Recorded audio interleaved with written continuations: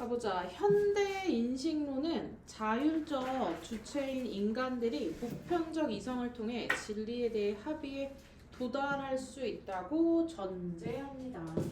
자, 현대 인식론에 관한 얘기를 할 거고, 이 전제는 너무 당연하게 생각하는 거지. 그치? 주체를 누구로 잡았어요? 주체를 인간으로 잡았고요. 인간은 너무 이성적이야. 인간이 갖고 있는 이성을 통해 진리에 도달할 수 있어 라는 생각을 한 거야.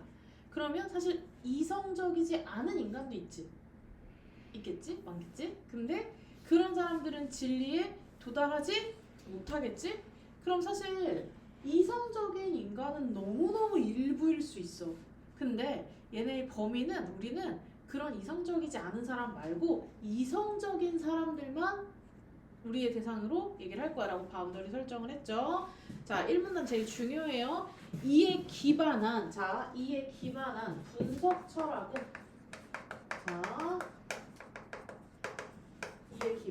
분석 철학은 철학의 대상을 진위가 명확히 확정될 수 있는 명제로 보고, 자, 1문단에서 중요한 얘기를 엄청 많이 했거든.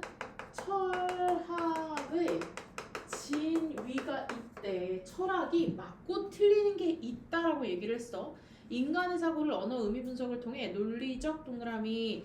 자, 그래서 인간의 사고를, 자, 중요해요. 뭐를 통해서? 언어의 의미 분석을 통해, 자, 이성이랑 연결됩니다. 논리적으로 해명하는 걸 철학의 임무로 삼았다. 이러한 입장에 대해 자유주의 해석학자 로티, 선생님 사람 나오면 항상 체크하라고 했지. 자, 로티가 나왔어요. 로티는 뭐라 그랬어요? 비트겐슈타인의 언어 게임론과 콰인의 전체론을 바탕으로 실용주의적 관점에서 기존 철학을 새롭게 해석하고자 했다. 자, 동그라미 1번 표시하세요. 비트겐슈타인의 언어 게임론.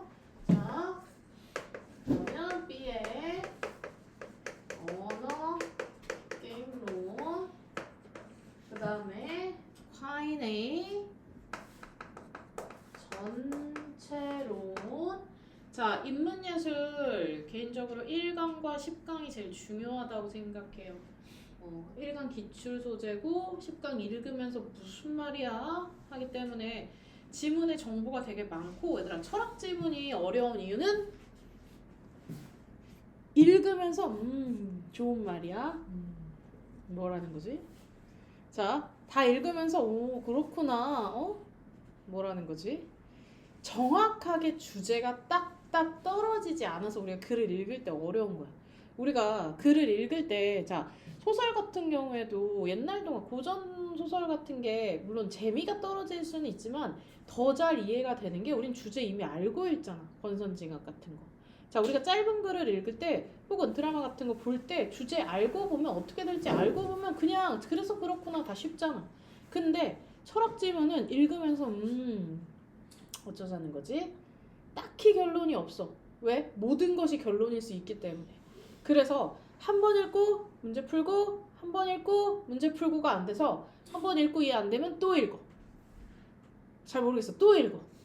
자, 3번 이상 읽으면 안 풀려 문제가.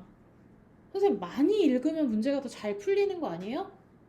많이 읽으면 시간이 없잖아. 이거 한 지문만 보고 뒤에 다 끝낼 거야? 마음이 급하다니까. 그럼 마음이 계속 급해질수록 계속 읽으면 해석이 돼?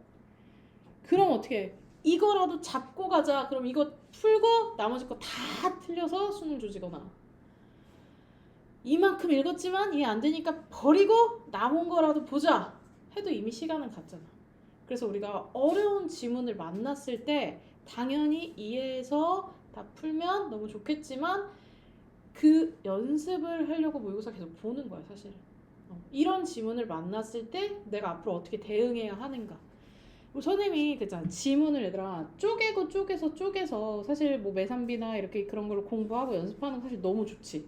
너무 좋은데 지금 우리는 모의고사를 처음부터 끝까지 통으로 볼 수 있는 힘을 가져야 돼. 생각보다 80분을 집중하는 게 쉽지 않아요. 보통 국어 숙제 맨 처음에 안 하잖아. 아침에 하려고 해도 독서실 가서 혹은 학교 1교시에 그거 딱 피면서 좀 해볼까 하면 점심 먹어야 돼. 이상하네. 모의고사는 80분인데 모의고사 다 보지도 않았는데 점심 먹어야 돼. 집중이 안 되죠.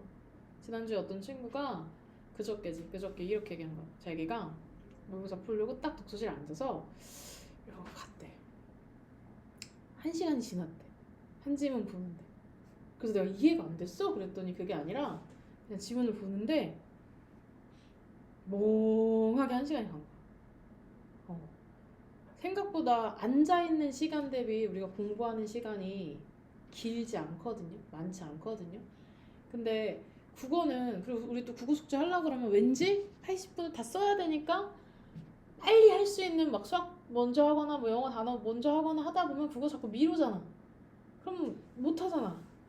자, 아침에 국어 해야지 하다가 국어 잘 안 풀리니까 다른 거 먼저 하고 저녁에 국어 해야지. 저녁 되면 무슨 생각해? 역시 국어는 아침에 하는 거지. 모의고사 아침에 보는데, 수능 아침에 보는데 내일 해야지. 언제 해? 다음 주에 해야지. 우리 이제 얼마 안 남았기 때문에 80분 모의고사 푸는 거, 그러니까 지문 요거 수능 완성, 수능 특강도 어떻게 풀면 좋냐면 내가 그냥 여유를 가지고 쭉쭉 읽어서 풀지 마시고요. 시간을 좀 재세요. 시간을 뭐 지문당 난이도가 당연히 다르겠지만 8분에서 10분 정도로 그냥 재. 그러니까 한 10분 정도 잡아놓고 10분 정도 잡아놓고 그냥 나 그냥 쭉쭉 풀린 다음에 시간을 줄이고 10분 정도 잡아놔야 내가 막 마음을 급하게 풀어서 12분, 13분, 14분 갈 거야. 그러니까 일단 지문 하나당 혹은 나는 뭐 7지문 풀 거야. 그럼 1시간에 내가 요 7지문 풀 거야. 이렇게 시간을 정해놓고 공부를 해. 안 그러면 쭉쭉 늘어지면 뭐 이걸 2시간, 3시간 풀 수는 없단 말이야. 왜냐면 지금 인문예술 요 정도인데 뒤에 가면 사회문화, 과학기술 진짜 안 풀려. 선생님은 쭉쭉 풀었는데 생각보다 나도 오래 걸렸거든. 작년보다 조금 오래 걸린 것 같아. 그래서 지금 문제 자체도 보기도 많고 그렇기 때문에 그래도 시간을 좀 정해놓고 문제를 좀 푸세요. 알았지? 그래서 모의고사까지는 아니지만 뭐 이걸 매선비처럼 3지문씩 풀어도 좋고. 근데 우리가 초딩이 아니니까 선생님이 매일 숙제 검사하고 했니 안 했니 이러진 않을 거야. 그러니까 각자 스케줄에 맞게 그렇게 나눠서 좀 푸세요. 알았지? 진동 계속 나갈게요. 자, 다시 가보자. 그래서 자, 비트겐 슈타인은 언어의 의미가 언어 게임의 규칙에 결정된다는 언어 게임론을 주장하였다. 자, 언어는 게임이야. 자, 언어는 게임이라고 말한 걸 진짜 간단하게 얘기하면 언어를 상황에 맞게 말해야 돼 라는 게 되게 중요한 거거든. 자, 가보자. 수학이나 자연과학의 기본 개념처럼 자명하다고 여겨지는 지식도 결국 기존의 합의 동그라미 치세요. 우리가 이런 말 하려고 지금 뭐 한 거야? 합의한 거야. 자, 언어가 지시하는 대상 자체가 필연적으로 실제하는 것은 아니다. 소위 진리라는 것도 언어 게임의 규칙에 기반한 상호작용의 결과물에 불과하다는 것이다. 자, 그럼 상황에 맞는 언어를 해야 돼. 우리가 이 게임을 하고 있으면 게임에 집중해야 돼. 게임의 역할에 집중해야 돼 라고 하는 거지. 갑자기 다른 게임 하면 안 돼. 자, 한편 콰이는 대상에 대한 신념이나 명제들이 각각 독립적으로 성립하는 것이 아니라 정당성을 입증하는 체계를 이루고 있다는 전체론을, 자, 그럼 전체론은 뭐야? 정당성을 입증하고 있다라고 얘기를 하는 거죠. 자, 그래서 물리학자들은 물체의 가속도에 관한 물리 법칙을 증명하기 위해 실험 장치가 시간, 질량, 물리량 정확하게 측정할 수 있다는 걸 전제해. 그러나 이러한 전제는 실험 장치의 물리적 특성에 관한 다른 물리 법칙들에 의해 보장되며 물리 법칙을 증명하기 위해서는 또 다른 실험 장치와 물리 법칙이 필요합니다. 이러한 순환 구조 속에서 다 맞물려 있다는 거지, 다 연결돼 있다는 거지. 결국 물체의 가속도에 관한 물리 법칙은 그 정당성을 스스로가 보증하는 상황에 놓이게 됩니다. 자, 콰이는 이처럼 모든 명제가 상호 의존적인 맥락 속에, 자, 그러면 모든 명제가 어때? 다 상호 의존하고요. 뭐가 있어요? 여기는 상호 의존하는 맥락이라는 게 있대. 이에 따라 개별 명제들의 진리성이 상대화되므로 이론의 궁극적 토대를 찾는 것은 불가능하다. 자, 로티는 이 두 개를 합쳤어. 이 두 개를 합치면 어떤 결론이 나올까? 모든 명제의 의미는 그것이 속한 특정 맥락의 규칙 속에서만 규정되며 맥락을 벗어나면 그 의미를 잃는다고 주장하였다. 현대인식론은 자, 아까 1문단에서 우리 현대인식론 얘기하다가 여기까지 왔어요. 현대인식론 동그라미 치세요. 인간의 마음이 자연을 있는 그대로 비추는 거울이며 이 거울에 반영된 확실한 표상만이 인식의 근거가 될 수 있다고 보았다. 자, 그럼 인간의 키워드 봐봐. 마음이 거울이고 여기에 나온 것들이 표상될 수 있대. 그러나 로티는 이러한 거울 개념을 부정하면서 그러면 봐봐. 자, 로티는 지금 현대인식론을 그대로 받아온 게 아니라 현대인식론이 얘기하는 부분에 맞는 것도 있지만 이거 아닌데 라고 뭐라고 얘기했어? 자, 현대인식론이 진리는 의심할 수 없는 확실한 기초에 근거해야 한다는 토대주의적 관념에 얽매여 있다고 비판했네. 자, 그는 진리가 고정된 실제가 아니라 사회적 합의의 산물. 자, 그럼 얘가 내린 이 결론은 뭐야? 진리라는 건 사회적으로 그냥 합의한 거야. 자, 우리가 효라는 개념에 대해서 얘기하면 진짜 효의 근원을 찾아가는 게 아니라 우리 효라는 거는 이제 이렇게 부모님 공경하는 걸로 하자라고 합의한 거 아니야? 라고 지금 얘기를 한 거죠. 자, 그래서 명제의 절대적 토대의 존재 여부가 아니라 현상에 대한 설명력과 예측력이라는 실용적 가치로 판단해야 한다고 주장했습니다. 자, 철학을 하나의 언어 게임으로 보고 유용성을 평가하는 해석학적 접근이라고 할 수 있습니다. 자, 해석학의 실용성이 전체론 동그라미 치세요. 자, 뭘 받았어? 아까 파일의 전체론 영향 받았다 그랬잖아. 그럼 반영하겠지. 자, 해석학은 다양한 형태의 담론들을 인정하고 이를 생산하고 전승하는 주체의 관점에서 해석하여 담론 동그라미 치세요. 담론들의 연관성을 파악합니다. 자, A를 이해하기 위해 B를 참고하고 B를 이해하기 C를 참고하고 C를 위해 D 쭈쭈쭈 가겠지. 담론들 간의 상호 이해를 수반하는 해석학적 순환이 발생합니다. 이처럼 해석학은 분석 철학이 비합리적이며 배제했던 담론들을 자, 그러면 분석 철학이 했던 이런 것들을 다 어때? 좀 더 논리적으로 얘기를 했다라는 거죠. 로티에 의하면 정의, 자유, 평등과 같은 사회주의 사회적 규범들은 다양한 역사적 과정을 통해 자, 우연적 형광펜 치세요.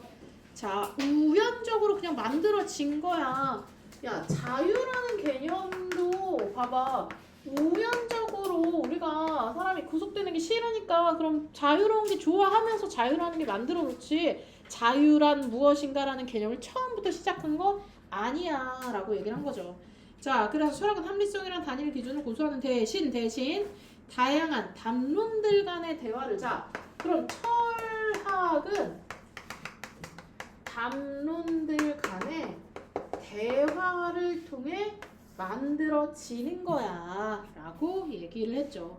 자, 서로 있는 의미 있는 주체로 승인하는 받는 것을 전제로 합니다. 자, 봐봐. 조금 더 쉽게 가면 자, 현대인식론 인간은 이성적이기 때문에 진리를 도출할 수 있다고 얘기했고 자, 분석 철학은 인간의 사고 언어 왜 이런 언어를 쓰지 얘는 어떤 애야라는 걸 분석해서 자, 인간은 이래 라고 얘기했지만 루티가 봤을 때 언어 게임론 상황에 맞는 말 쓰는 게 맞아. 그 다음에 모든 건 다 연결되어 있어 라고 얘기하겠지. 그럼 이런 것들이 다 합쳐져서 결론은 뭐야?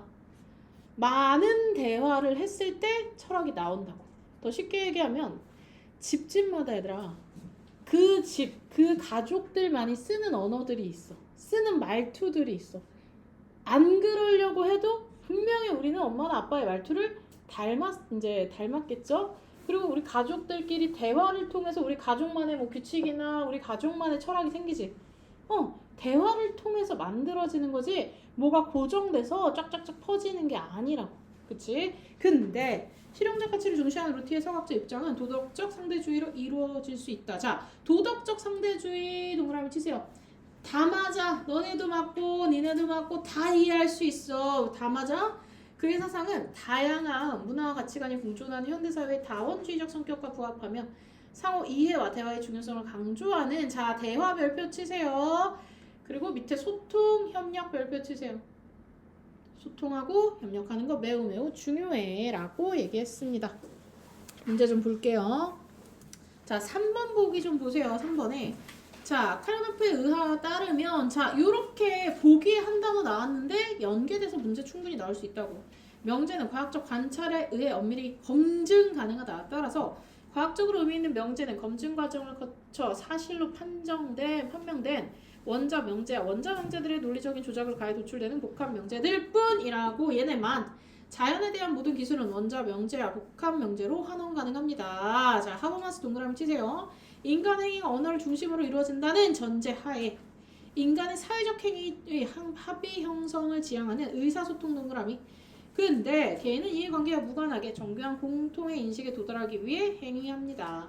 자 그리고 이러한 일상적 의사소통의 실천에서 객관적 자 우리가 쓰는 모든 말들 중에서 못 찾아요. 객관적 동그라미. 자 다양한 주관에서 객관을 찾는 게 중요하다라고 얘기했죠. 자 은유에 대한 학문적 정의는 아리스토텔레스의 시학에서 처음 등장합니다. 자 이에 따라 은유는 낯선 이름들의 전이입니다. 우리 이런 은유 지문이니까 좀 볼게. 자 그러면 이게 무슨 말이냐? 그 대상의 이름이 아닌 낯선 이름을 사용하는 것입니다. 20세기 독일 철학자 자 사람 나왔다. 블루멘베르크는 선생님이랑 편의상 글이라고 할게요. 뭐라 그랬어요? 자 평생 은유에 대한 연구로 철학적 사유를 제진하며 철학, 과학, 신학 우리가 이루는 모든 텍스트를 은유적 구조로 파악했습니다. 자 중요해. 은유란 인간이 세계 및 자신의 실존 동그라미 실존에 대해 창조해낸 상. 자 실존에 대해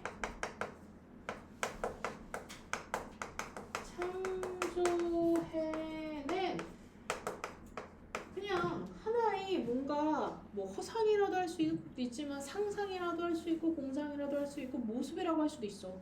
이를 통해 인간의 삶의 방식을 읽어내고자 한 자신의 연구를 은유학이라고 했습니다. 그럼 얘는 뭐하는 사람이야? 은유학을 만든 사람이야.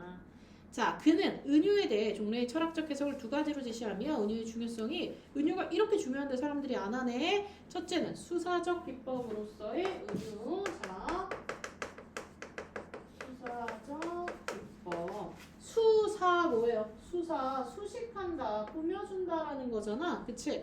이러한 관점에서 은유는 명료한 사실에 대한 표현을 강화 동그라미 군더더기한 장식이 지나지 않는다는 거야. 그러면 은유라는 건 뭔가 의미를 그냥 강조해 주는 거 아니야? 자, 선생님은 예쁘다라고 말할 수 있지만 그걸로 너무 부족한 것 같아. 선생님 꽃밭 같으세요. 여기가 칭찬이야. 자, 선생님 뭐 숲을 같으세요. 뭐 이렇게 했을 때 더 예쁘다라고 말해줄 수 있는 거잖아. 표정이 다들 좋지 않네. 자, 너무한 거 아니야? 둘째는 명확한 개념적 인식에 이르지 못한 불완전한 인식과 추측. 자, 그러면 불완전하고 추측이라는 거야. 자, 이때 은유는 개념이 형성되기 이전에 잠정적으로 사용되는 필요악이래. 이거 너무한 거 아니야? 필요악 같은 것이며 인간의 사유가 발달하여 어떤 대상을 가감없이 표현할 수 있는 투명한 형식을 찾아내면 은유는 더 이상 필요하지 않게 됩니다. 이런 관점에서 궁극적으로 철학의 모든 은유가 순수한 건 맞아? 블루멘베르크는 전통 철학의 지적대로 은유가 수사적 표현이거나 아직 개념으로 환원되지 못한 잉여일 수 있다는 점을 인정. 동그라미 뭐 했어요? 자, 은유가 갖고 있는 지금 은유가 갖고 있는 한계가 있을 수도 있다라고 얘기를 했어. 얘도 은유가 완벽하다고 말한 건 아니야. 하지만 은유 중에는 결코 개념으로 대체될 수 없는 고유한 표현 형식으로 철학적 언어의 근본 바탕이 되는 것이 존재한다고 주장하며 이러한 은유를 자 중요해 뭐라 그랬어요? 절대적인 은유라는 게 있대. 자 블루멘베르크에 따르면 절대적 은유는 개념적 사고에 미달하는 것이 아니라 개념적 사고의 바탕이 되며 세계의 본질이나 삶의 지향성 등과 같이 개념으로 설명할 수 없는 궁극적 질문에 답하려는 시도입니다. 자, 설명할 수 없는 거 이거 말 자체가 좀 모순이지. 개념적으로 설명할 수 없는 걸 답변해 주려고 노력하는 거래. 자, 질문들은 이성을 통해 인식 가능한 영역을 넘어서므로 규정적 해답을 구할 수 없는 것인데, 자, 절대적 은유는 현실의 총체성을 묘사 동그라미 우리가 사는 세계를 표현하고요. 예를 들어 미지의 세계를 찾아 출항하고 망망대해에서 난파당하는 등 항해와 관련된 은유들은 세계 속에서 살아가는 인간의 실존을 표현하는 절대적 은유라고 할 수 있습니다. 자, 얘들아, 수능은 뭐다? 수험생은 뭐다? 뭘까? 공부라는 건 너무 크니까 고3은 뭐 수험생은 뭐다? 뭐야? 자, 다 뭐다라고 했을 때 대부분 이제 많이 하는 게 뭐 마라톤이겠죠? 그쵸? 뭐다라고 했을 때 더 쉬운 걸로 해. 자, 사랑은 뭐다? 선생님 요즘에 어진이한테 사랑이 뭔지 알려주기 위해서 뭐 하고 있냐면, 어진아, 사랑은 맛있는 거 보면 생각나면 사랑하는 거야, 이걸 하고 있어. 야, 잠깐 이해가 막 잘 안 되는 것 같은데, 그냥 좋아하는 걸 다 사랑한다고 말하긴 그러니까, 뭐 피자를 봤는데 같이 먹고 싶다, 그럼 사랑하는 거야 라고 노력하는데, 선생님 남편이 그럼 식탐 없는 사람은 어떡하냐고. 너무하는 거 아니야, 그치? 자, 이렇게 우리가 갖고 있는 이 추상적인 개념을 뭐뭐다 라고 하는 게 이제 은유래. 자, 그래서 기본 자세와 세계를 내는 기본 자세와 태도를 표현하며 인간 행동의 방식을 설정합니다. 자, 중요한 말 나왔네.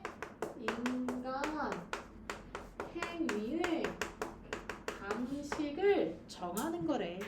세계 속에서 살아가는 인간은 압도적 현실을 맞닥뜨린 이래 그것을 어떻게든 파악함으로 두려움을 떨치려고 애써왔고, 예로부터 지금까지 철학, 과학 등 인류의 지성적 결과물은 모두 그러한 분투가 서로 다른 형식으로 표현됐어. 근데 그럼에도 불구하고 여전히 인간이 개념으로 규정할 수 없는 궁극적 영역들이 있는데, 절대적 은유는 여기에 구조를 부여하여 세계에 대해 명백한 형상을 제공함으로써 인간이 세계와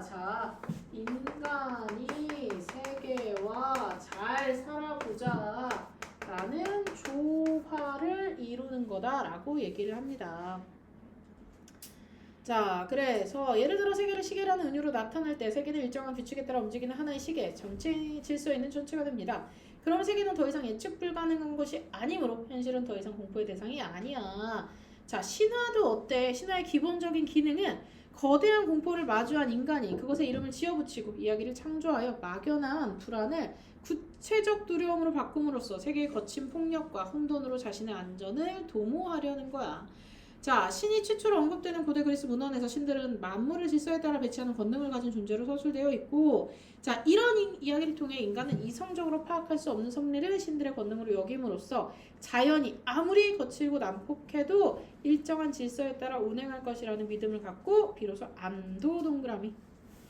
자, 애기들이 왜 공룡을 좋아하게요? 얼마 전에 들은 얘긴데, 공룡 이름을 제일 잘 아는 사람은 어린아이와 어린아이의 엄마래.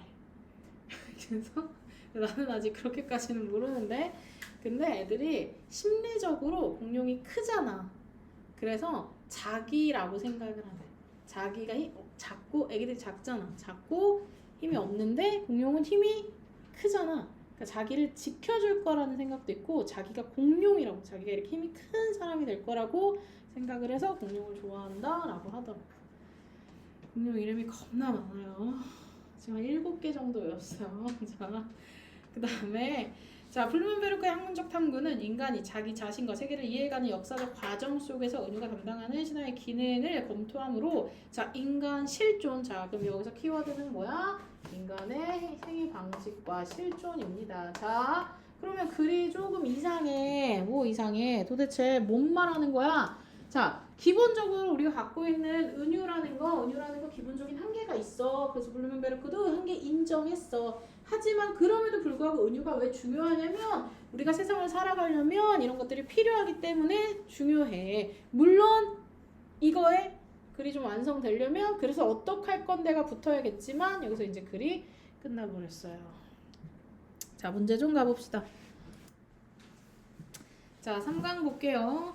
자, 한옥을 정면에서 바라보았을 때 눈에 띄는 구성 요소는 지붕과 이를 받치는 기둥, 그 사이에 있는 공포입니다.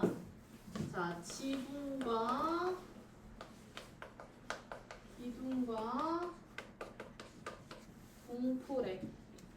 자, 우리 선조들은 한옥의 첫인상을 좌우하는 이 구성 요소들이 기능에 충실하면서도 미적인 효과를 드러내도록 노력했습니다. 선조들은 건축물의 재료가 자연의 모습을 그대로 유지하는 것이 아름답다고. 자, 자연 동그라미. 나무의 원래 모습을 유지하기 위해 노력했고요. 자, 기둥의 굵기는 집의 인상을 결정하기도 했는데 기둥은 굵기가 일정한 통형 기둥과 높이에 따라 굵기가 다른 흘림 기둥으로 나눌 수 있습니다. 통형과 흘림 기둥으로 나눈대.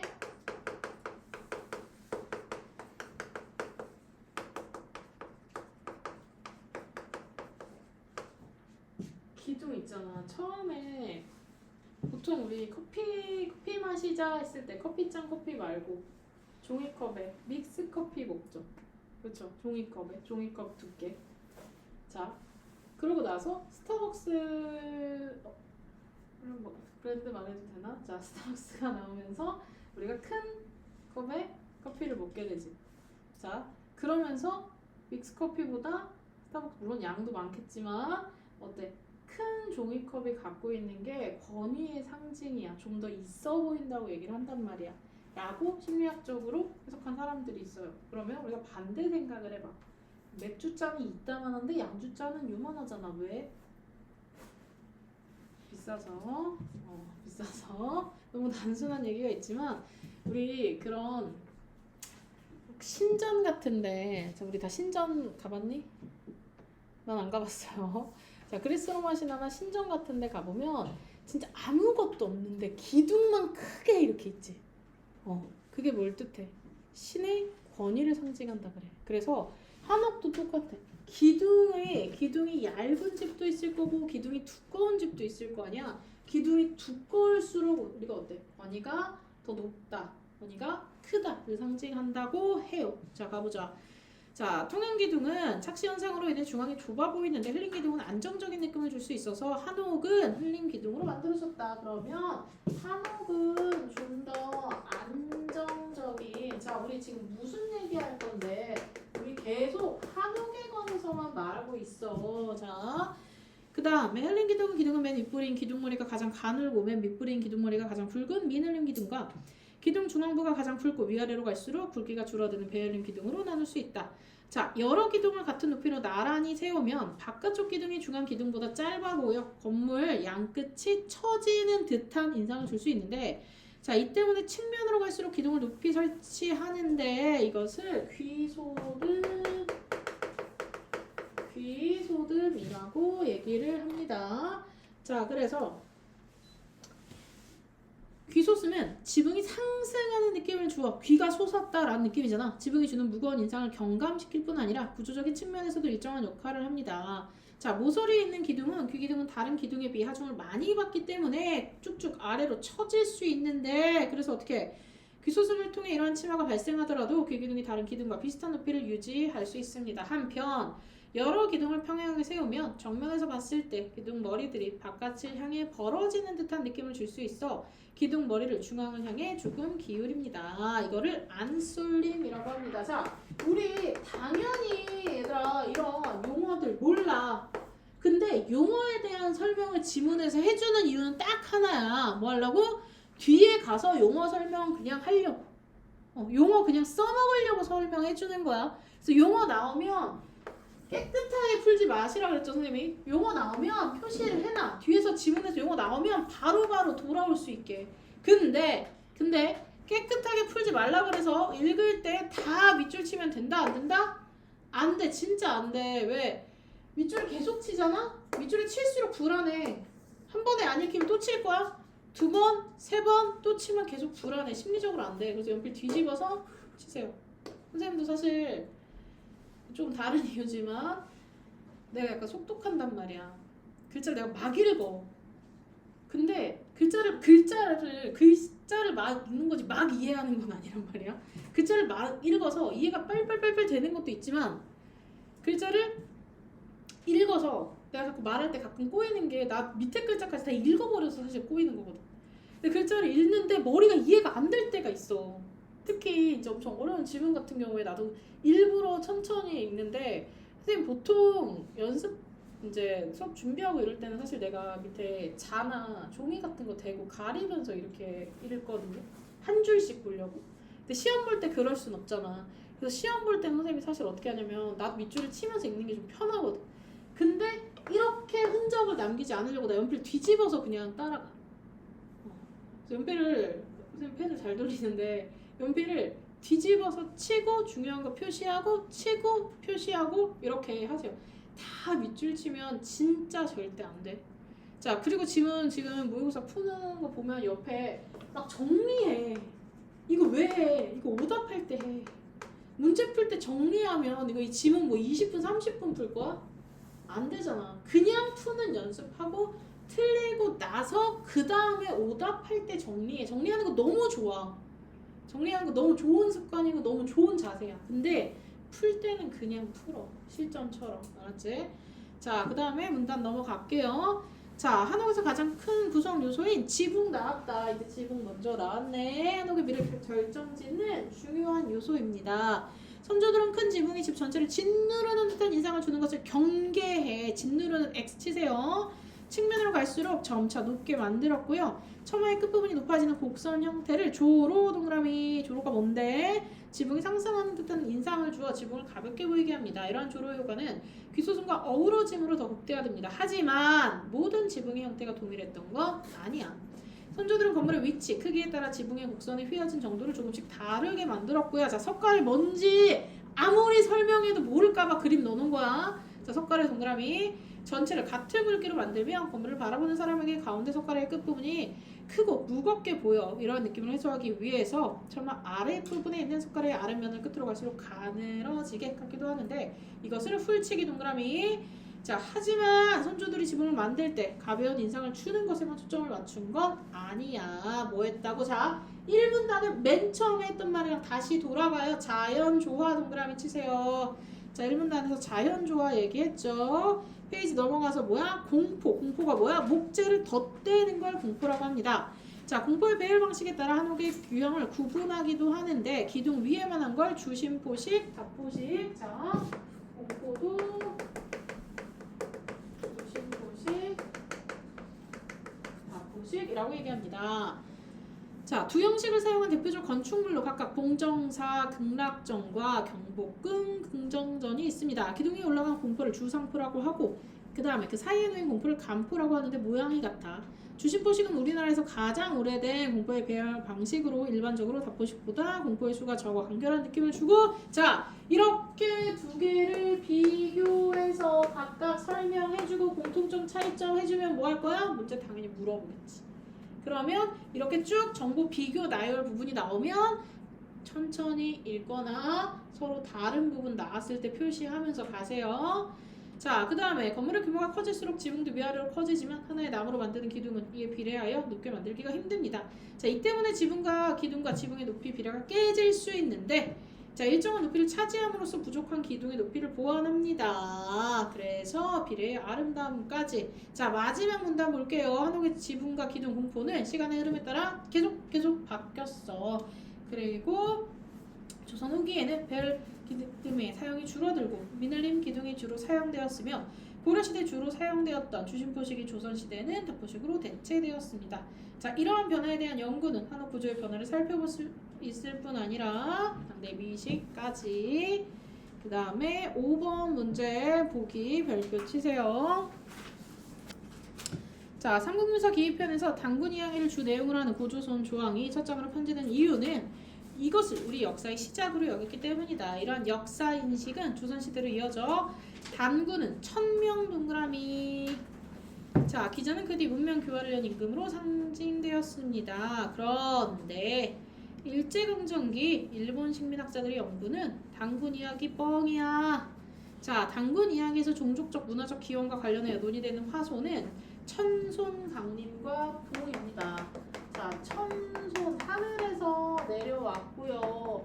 곰이 쑥만을 먹고요. 인간이 됐어요. 자, 에도 시대부터 당군 이야기를 접한 일본인들은 고사기나 일본 서기 신대기에 등장하는 스나오미코토나 그의 아들로 파악하려고 했어. 왜? 조선은 일본의 속국이죠 라는 얘기를 하려고 일본 신화 안으로 끌어들여 계통을 파악하는 것이다. 이게 뭐야? 일선동조론입니다. 뭐야? 일본과 조선은 하나야. 그러니 조선은 일본의 말을 잘 들어야 돼 라는 거지. 필기 안 해도 돼요. 자, 일본인들은 당군 이야기가 고려시대에 만들었다고 주장하기도 하고, 자, 이만희 시류는 고조선 건국 이야기를 후대에 만들었으면 뻥이야 라고 주장하며, 군과 혼인하에 당군 나는 이야기 내용은 자 뭐야? 콩고스 쪽의 문화이고 한반도 중남부 지역의 문화는 뻥이야. 자, 그래야 한반도 역사 및 문화를 두 개를 쪼개 고조선의 건국과 관련된 이야기는 다 뻥이야 라고 얘기한 거지. 이에 대한 반발로 해방 이후에 우리 학계는 식민사관을 극복하기 위해 여러 방면에서 연구를 축적해 나갔고요. 그 결과 당군 이야기가 당시의 건국과 관련된 상황을 반영하고 있으며 비록 후대의 윤색이 더해졌을지라도 당군 역시 실제 고조선 왕을 신적인 존재로 설정한 것이라는 시각이 구축되었습니다. 자, 이러한 입장에서 일본인들의 연구를 비판하며 고조선의 건국과 관련된 곰과 호랑이의 인류학과 사회학을 적용하여 토테미즘의 관점에서 접근한 학자들이 있습니다. 자, 고대 원시 사회에서는 자 봐봐, 단군 왕건 같은 경우에 우리가 진짜 곰이 진짜 호랑이가 진짜 사람으로 바뀐 게 아니라 곰을 믿는 부족이 호랑이를 믿는 부족과 싸워서 이겼다라는 얘기를 전제로 한단 말이야. 그치?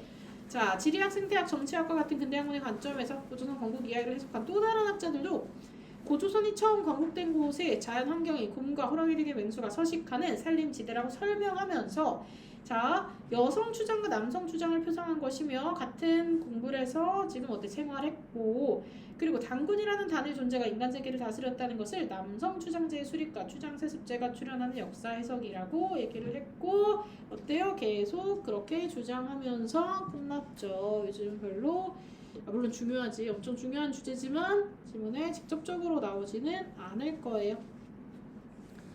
그 다음에 넘어가서 자 3번 한번 맞게 고쳐볼게요.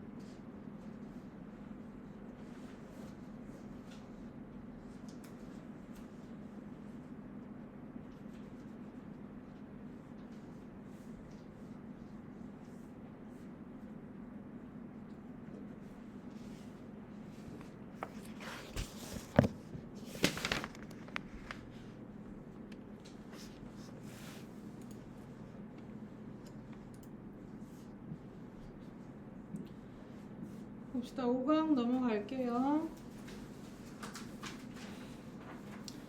자, 철학자 플로리드에 따르면 현대는 컴퓨터과학과 정보통신 기술의 영향으로 세계에 존재하는 모든 것이 정보로서의 의미가 있으며, 자, 누구 얘기했어요? 자, 플로리드에 따르면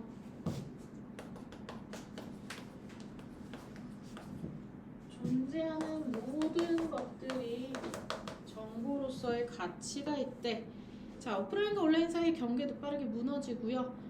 우리가 사는 세계 속의 경험은 로그인된 정보 세계와 로그아웃된 물리 세계의 경험으로 구분되지 않아. 자, 오늘날 우리의 물리적 몸은 오프라인 공간에 있지만 우리는 또한 데이터의 형태로 클라우드 소셜 미디어 공간에도 존재하며, 자, 스마트폰과 같은 휴대용 전자기기를 통하여 언제나 온라인과 연결되어 있습니다. 자, 이처럼 플루리드는 우리가 사는 세계가 본질적으로 정보적 속성을 지녔대. 자, 이러한 변화로 인간의 자기 이해와 인간이 세계와 맺는 상호작용 방식도 변화됐습니다.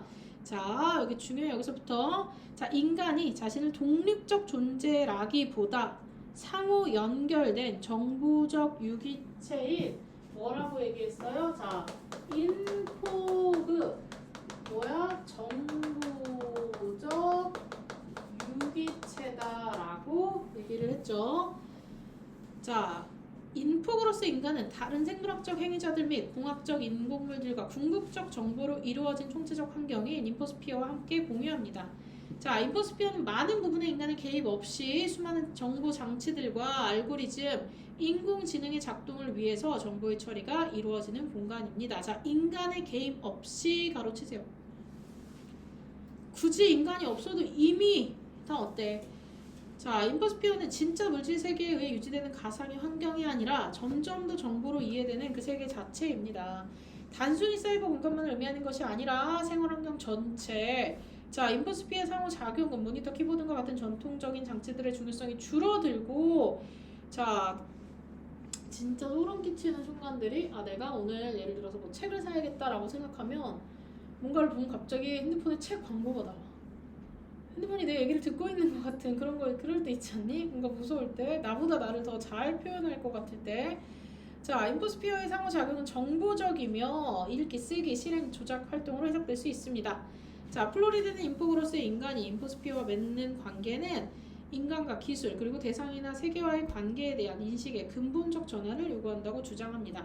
전통적으로 기술은 주체와 객체, 문화와 자연 사이의 관계에 기초해 이해되었고, 즉 기술은 주체인 인간이 설정한 목적에 해당하는 문화를 이루기 위해 객체인 자연을 통제하고 조작하기 위해 사용되는 수단의 집합입니다. 그러나 정보통신 기술은 우리가 살아가는 실제 혹은 환경의 일부인 동시에, 자, 인간이 나를 이해하려고 하는 부분에서도 어때?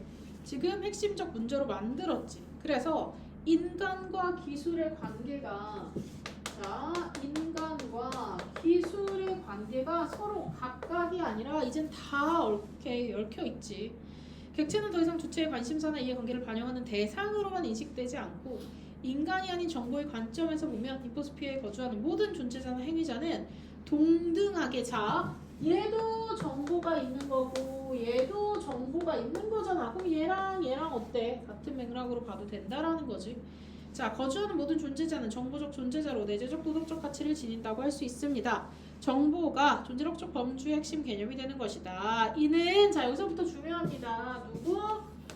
칸트 나왔다. 칸트 중요하지? 칸트의 입장과 대비됩니다. 칸트는 어떤 것이 갖는 가치를 그것이 수단으로서 갖는 도구적 가치와 목적으로서 갖는 내재적 가치로 구분됩니다. 자, 도구적 가치는 어떤 것이 특정한 목적의 달성 수단으로 얻게 되는 상대적 가치이며 그것을 도구로 사용하는 행위자나 관심이나 이해관계에 의존하는 우연적 가치입니다. 자, 뭐야? 이거는 우연적 가치야.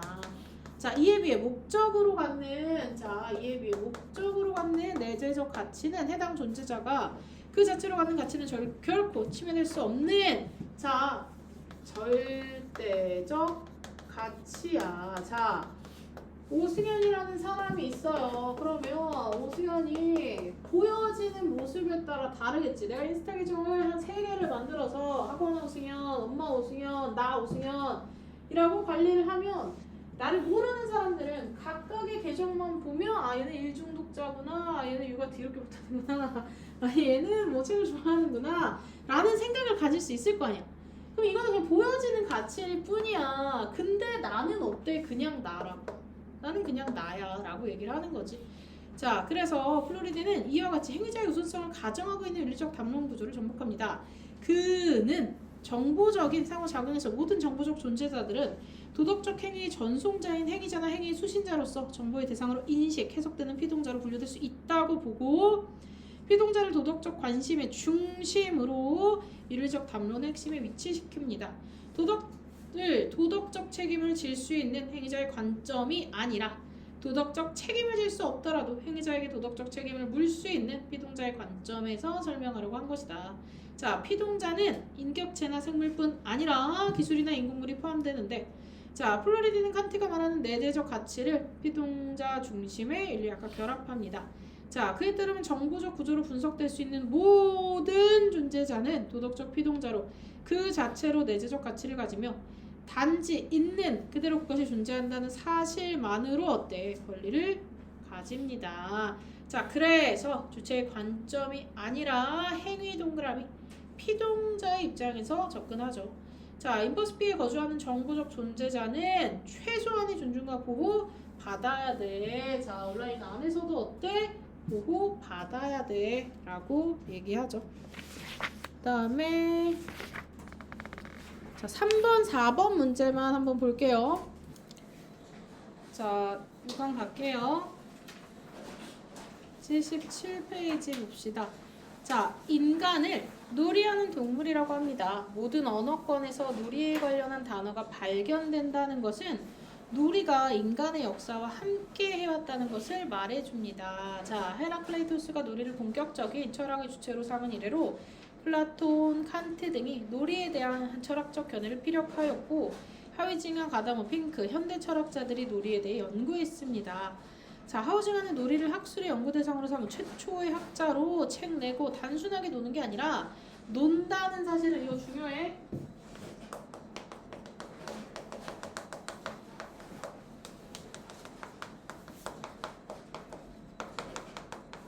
자, 노는 걸 그냥 노는 거 아니야? 논다는 사실을 이성적으로 사유하면서 놀이를 하는 존재이기에 동물과 구분된다고 인간을 호모로데스, 즉 놀이하는 인간으로 칭했습니다. 자, 그러면 인간은 뭐 해야 돼?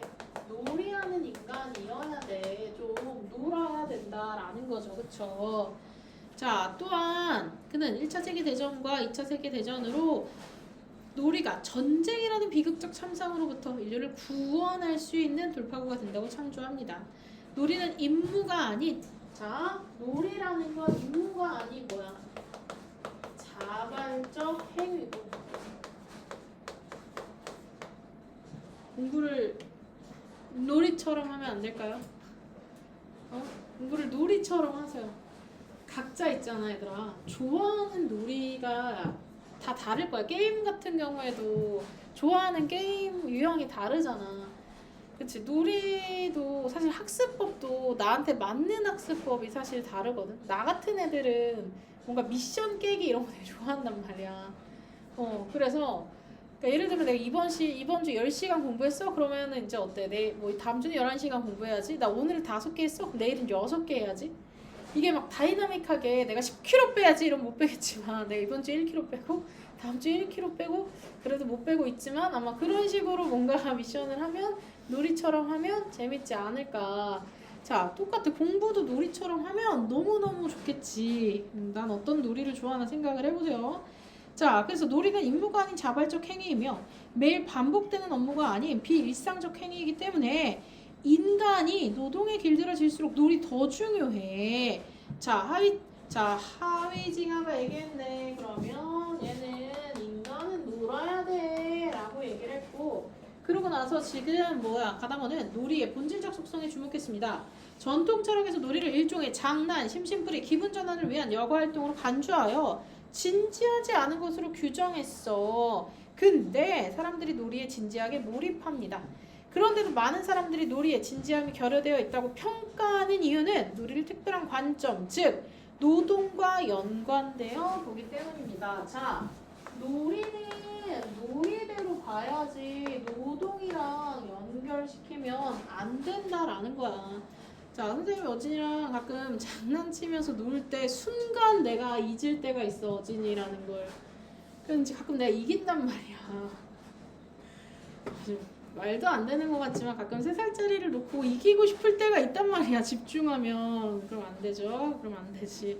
안 되는 거 나도 알고 있어. 자, 그래서 자, 노동과 연관돼서 근대적 세계관에 따른 것일 뿐이라고 비판하면서 놀이는 몰입과 진지성을 유도하는 본질적 속성을 갖고 있고 놀이가 놀이하는 사람의 의식에 구속된 것이라고 이해하면 안 된대. 그러면 지적 그 다음에 놀이의 본질적 속성은 왕복 운동 동그라미 치세요.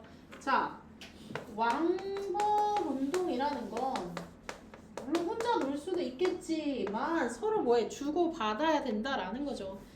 자, 이쪽과 저쪽으로 오가는 놀이가 몇 번 반복된다고 해서 놀이가 끝나는 것이 아니라 운동의 동력이 상실될 때 놀이가 끝납니다.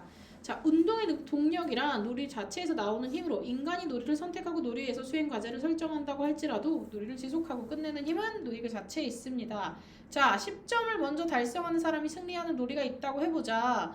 자, 10점 달성해서 끝나는 건 아니야. 이 놀이가 재미있거나 놀이에 참여자들이 몰입해 있으면 놀이는 몇 번이고 계속될 수 있어. 그렇기 때문에 가담하는 놀이가 놀이하는 사람을 존재한다고 합니다. 내가 제일 싫어하는 놀이가 안 끝나는 놀이야. 자, 무한으로 계속 가는 놀이 말고 나는 딱 미션 클리어하는 거 되게 좋아하니까. 자, 예술도 어때? 그렇게 존재합니다. 자, 핑크 나왔다. 핑크는 뭐라 그랬어요? 자, 놀이를 인간의 실존적 문제와 관련하여 놀이가 인간 삶의 주변적 현상도 우연적 현상도 아니며 인간을 형성하는 본질적 요소래. 자, 인간은 필멸의 존재이고 노동자이고 투쟁가이고 타인을 사랑하는 자이고 놀이하는 자야. 놀이는 수행되어야 할 의무, 지향해야 할 목표가 외부에서 주어지지 않는다는 점에서 노동 X, 투쟁 X, 사랑 X. 자, 나부터 시작하는 거잖아. 이러한 속성으로 말미암아 놀이는 실패한 과업이나 성취되지 못한 목표로 인해 괴로움을 주지 않고 노동, 투쟁, 사랑으로 인한 시기와 질투, 죽음에 대한 근원적 불안을 잠재울 수 있는 행복의 오아시스로서 가치가 있습니다. 자, 놀이의 존재 방식에 놀이의 존재 방식에 주목하면서 놀이가 생성되는 계기를 놀이의 구조 계기라고 칭하였고요. 그에 따르면 놀이는 재미를 추구하고 의미가 있으며 공동체. 자, 그럼 놀이를 하려면 어떻게 해야 돼? 재미를 추구하고 의미가 있으며 공동체. 자, 인간이 태어나서 가장 처음 만나는 사회는 당연히 가족이겠지. 하지만 가장 처음 만나는 직장 구조는 뭐게? 놀이터에 가잖아? 그러면 놀이터에 가면 적극적으로 막 친구들을 데려와서 노는 애들이 있고 친구들이 노는 걸 지켜보다가 노는 애들이 있고 누가 뭐 하자 그러면 끌려가는 애들이 있어. 자, 잘 생각해봐. 나는 놀이터에서 어떤 아이였나? 그게 내가 회사에 갔을 때 조직을 대했을 때 나의 모습이야. 잘 생각해보세요. 이제 나의 미래 이미 갔다 온 거야 우리가 지금. 자, 그러면서 지금 놀이라는 거 되게 중요해. 자, 그리고 놀이가 인간의 공동체를 전제로 하는 형식을 지니며 자유롭게 설정한 거다라고 얘기를 했잖아. 그치? 마지막 문단 넘어갈게요. 놀이의 구조 계계들을 통합하고 있는 걸 놀이 세계라고 명명 씁니다. 자, 이름까지 지어줬네. 이게 뭐라고? 놀이 세계라고. 자, 평가에 따르면 놀이 세계는 가상적이지만 현실적 공간에서 고유한 내적 시간과 공간을 가집니다. 자, 핑크는 놀이에 인간의 자기 이해, 자신과 세계를 지배하는 힘에 대한 이해 등을 담은 상징이 나타난다고 보고 놀이 상징이라고 일컬었습니다.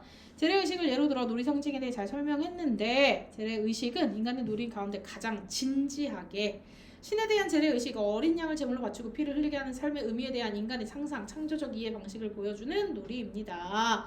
그래서 자, 이런 거는 단순한 유의가 아니라 인간의 본질적 현상이며 현실 세계에 대한 인식을 드러내는 수단으로 의미가 있음을 역설했습니다. 뭐다? 매우 중요해 라고 얘기를 한 거죠. 자, 문제 4번 좀 볼게요.